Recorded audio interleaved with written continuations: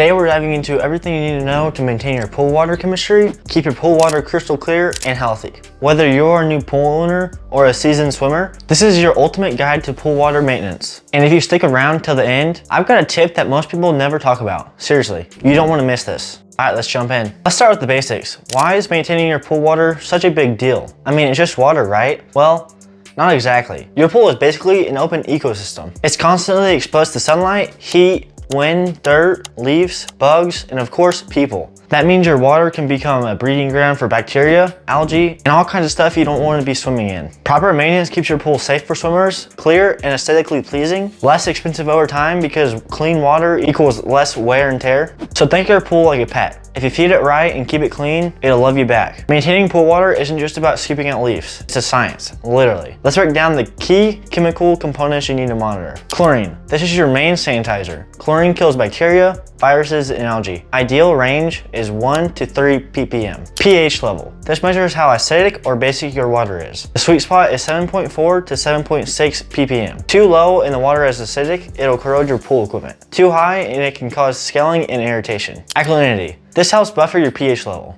Ideal range, 80 to 120 ppm. Think of alkalinity as a safety net that keeps pH from bouncing all over the place. Calcium hardness. Too little calcium equals corrosive water. Too much equals scale buildup. Aim for 200 to 400 ppm. Cyanuric acid, which is stabilizer. This protects chlorine from being burnt off by the sun. Ideal range, 30 to 50 ppm. Use a quality test kit or test strips once a week to keep everything balanced. Trust me, spending 5 minutes checking your water beats spending 5 hours shocking it later. If you're unsure of how to test your pool water, watch our other video on how to test your pool water after you watch this video. At the end of this video, we'll go over exactly what you need to do to fix your water chemistry if something's off. So keep watching. Alright, so now that you understand the chemical components and what they do, here's a simple weekly routine to keep your water in top shape. Skim the pool weekly and brush the pool walls weekly to prevent algae buildup. Use a manual vacuum or robotic cleaner once a week, especially after storms or parties. Test and balance. Test chlorine and pH at least a week and adjust chemicals as needed. Don't wait until the water turns green.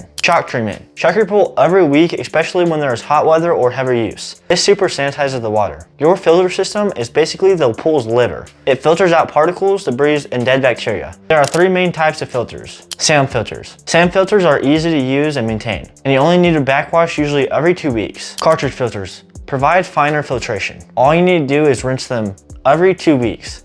You also should replace cartridge filters every 1 to 2 years. DE filters, diatomaceous earth. This is the best filtrator. It catches down to the tiniest particles. It does require more maintenance, but it is super effective. I suggest you to run your pump 24/7, but some people recommend 8 to 12 hours a day, especially during summer months. And remember, a clean filter equals clean water. Pool care changes with the seasons. Here's how to stay ahead. Summer, monitor chemicals closely. Run the pump longer due to heat and usage. And shock weekly. Fall, use a leaf net or cover to keep out debris.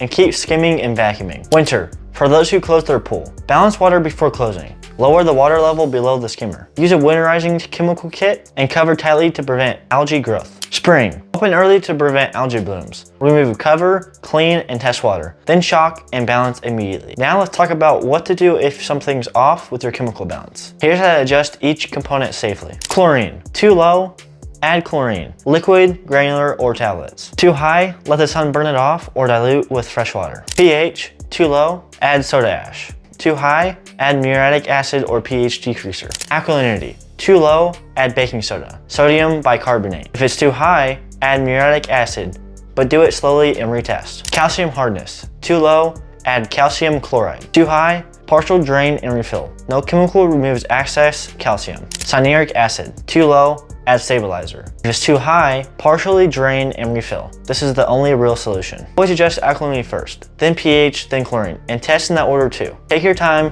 wear gloves and safety glasses when handling chemicals, and never mix them directly. Okay, if you made it this far, you're a real one. Phosphate removers. Most people never talk about this, but phosphates are like fertilizer for algae. Even if your water looks clean, high phosphate levels can make your pool go green fast, especially during hot weather. Phosphates come from plant debris, rain, fertilizer runoff, and even your tap water. You can test your pool water for phosphates and treat it with a phosphate remover. It's a game changer. You'll notice your chlorine lasts longer and algae problems go way down. So if you've been fighting algae and doing everything right, try checking those phosphate levels. You'll thank me later. That's it for today's video. Now you know how to maintain your pool water like a total pro. We covered everything from water chemistry and weekly care to the tricks even pool pros forget. If you found this helpful, smash that like button, share it with your pool owning friends, and drop a comment below with your favorite pool maintenance tips or any horror stories about your pool. Let's learn from each other.